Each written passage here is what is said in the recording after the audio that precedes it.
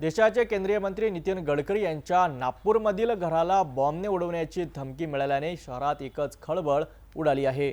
सकाळच्या सत्रात दिलेल्या या फोन कॉल नंतर पोलीस आणि गुप्तचर यंत्रणांची धावपळ उडाली। काय आहे ही धमकी, कुणी दिला हा कॉल आणि काय कारवाई सुरू आहे? 3 ऑगस्ट रोजी सकाळी नागपूर शहरातून एक धक्कादायक बातमी समोर आली आहे। केंद्रीय मंत्री नितीन गडकरी यांच्या घराला बॉम्बने उडवून टाकण्याची धमकी एका अज्ञात व्यक्तीकडून देण्यात आली आहे। ही धमकी डायल 112 या आपत्कालीन क्रमांकावर देण्यात आली होती। गडकरी सध्या नागपूरच्या जयप्रकाश नगर मेट्रो स्थानकाजवळील एन्निको हाइट्स या इमारतीत वास्तव्यास आहेत। त्याचवेळी महाल परिसरातील त्यांच्या जुन्या घराचे नूतनीकरण सुरू आहे। याच दोन्ही ठिकाणांना लक्ष्य करून धमकी देण्यात आल्याचे समजते आहे। धमकी मिळताच राणा प्रताप नगर आणि कोतवाली पोलीस ठाण्याचे अधिकारी तत्काळ घटनास्थळी पोहोचलेत। दोन्ही ठिकाणी बंदोबस्त वाढवण्यात आला। बॉम्ब शोध पथक आणि डॉग स्क्वॉडने संपूर्ण परिसरात तपास केला। या दरम्यान ही धमकी फेक असल्याचे प्राथमिक चौकशीत स्पष्ट झाले असून पोलिसांनी तत्काळ तांत्रिक माहितीच्या आधारे एक आरोपी ताब्यात घेतला आहे। पोलीस आणि सुरक्षा यंत्रणा या घटनेला गांभीर्याने घेत असून आरोपीची कसून चौकशी केली जात आहे। या घटनेमुळे नागपूरकरांमध्ये चिंता निर्माण झाली असली तरी सध्या परिस्थिती नियंत्रणात असल्याची माहिती पोलिसांकडून देण्यात आली आहे। मॉर्निंग अराउंड 9 बजे हमारा 112 का नंबर पे एक कॉल आया था। तो कॉल में ऐसा बोला गया था कि आज नितिन जी गडकरी सर के घर में हमने बॉम्ब डाला है, वो बॉम्ब फूटने वाला है, ऐसा हमको इन्फॉर्मेशन आया है। तो इमीडिएटली हमारा बॉम्ब स्क्वाड वगैरह हमने एक्टिवेट किया है। इमीडिएटली वहाँ पे जाके घर का सर का सिक्योरिटी को इन्फॉर्म कर दिया है। हमारा ऑफिसेस का विजिटेशन भी हुआ है। पूरा घर का हमने बॉम्ब स्क्वाड के थ्रू चेक किया है, बट उसमें कुछ हमको मिला नहीं है। फिर हमको समझ में आया कि ये हॉक्स कॉल है।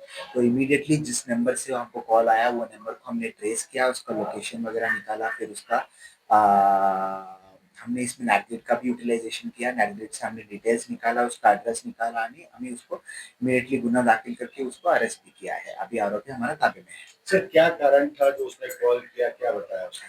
अभी तक वो इन्वेस्टिगेशन चालू है। उसके ऊपर उसका कारण क्या था, क्या है, वो जैसे इन्वेस्टिगेशन जैसे जाता है तो उसके हिसाब से हम आपको बताएंगे। कितने आरोपियों को अरेस्ट किया सर, उनके नाम क्या है?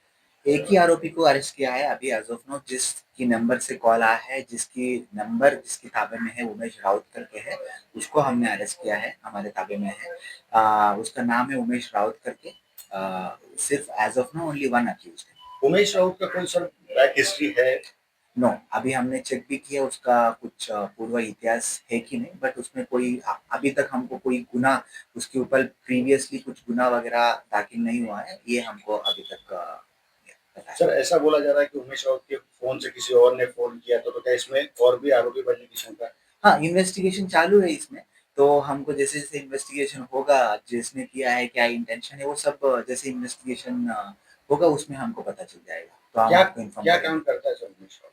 एक वहाँ पे एक बियर एक देसी दारू का अड्डा है शायद, तो उसमें वो सर्वर मन के काम करता है। तो अभी बेसिक इन्फॉर्मेशन आया है। अभी आपको जैसे और ज्यादा डिटेल्स आता है तो हम आपको बताएंगे। गडकरी यांच्या घराला दिलेली ही धमकी खोटी असल्याचं स्पष्ट झालं असलं तरी अशा प्रकारच्या घटनांमुळे देशातील प्रमुख नेत्यांच्या सुरक्षेचा प्रश्न ऐरणीवर येतोय। आरोपीला अटक झाली असली तरी त्यामागील उद्देश काय होता आणि ही केवळ मजा होती की काही षडयंत्र, याचा तपास आता पोलिसांसमोर मोठं आव्हान आहे।